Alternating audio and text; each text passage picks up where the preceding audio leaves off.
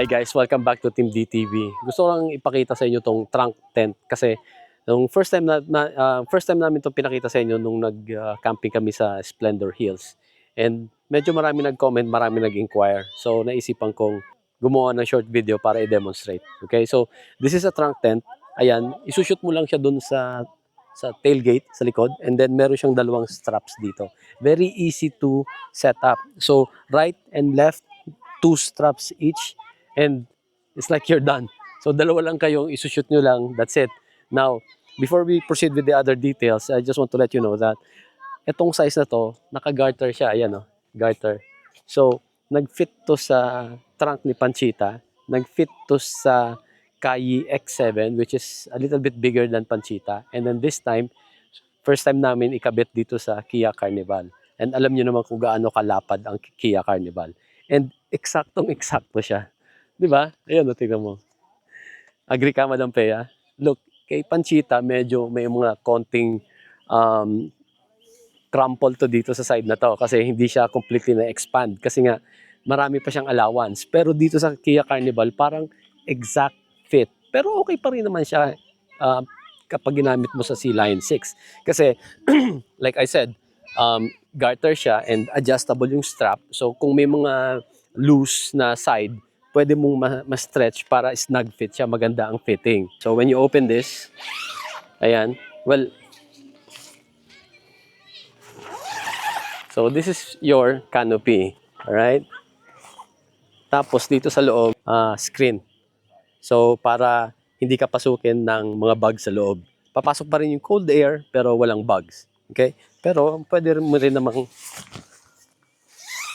tanggalin para completely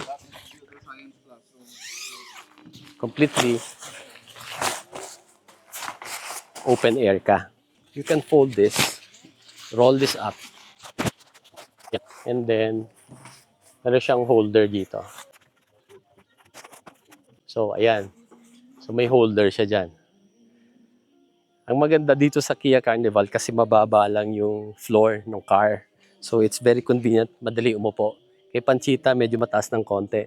Sa X7, mas lalong mataas ng konti. But it's still okay. And guys, just imagine later, that's going to be our big bed. At ipapakita ko rin sa inyo yung inflatable bed na adjustable na gagamitin namin tonight. Right? But before we go to that, pakita ko pa sa inyo. Now, if you don't want to use this, na naka-roll up siya, pwede mo siyang gawing canopy. So, the trunk tent comes with two poles, one pair of poles, and then may peg na rin, and then mga guy lines. Set up natin. Ayan. So, now we have two poles. So, that's it guys. Ayan, nakatayo na yung dalawang poles natin. And then for every pole, you have two guy lines. Okay? Just some tip on how to install it. So, yung pole mo, medyo nakaslant dapat siya. Okay? Hindi siya yung tayong-tayo vertically, not 90 degrees. This is what? 70, 80 degrees?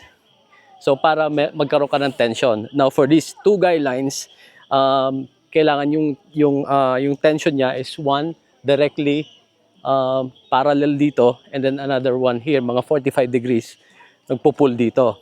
And you do the same on the other side para these two mag-create ng tension dito.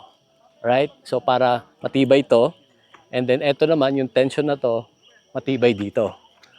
And also here. Now, later, if it starts to rain, pwede mo lang to ibaba ng konti para ito will go down, this will be lower than the roof of the car. So yung rain will just drop here. Okay? Para hindi siya matambak dito. Very easy. It took me 10-15 minutes and it's done. This is perfect for couples who wants to go camping and matutulog lang sa loob ng car. You've seen our setup, yung mga nature hike namin, they are really big. Maganda yun for big groups, for families. But for this case, kami lang ni Madam Pea, this is just nice and sweet. So, if you are watching this from YouTube, you can buy this by just clicking on the shop right there on the lower left of your screen. But if you're watching this on TikTok, just click the yellow basket. Thank you guys for watching. Enjoy the outdoors. Bye. Please do not forget to follow our social media accounts. We are on YouTube, Facebook page, Instagram, and TikTok.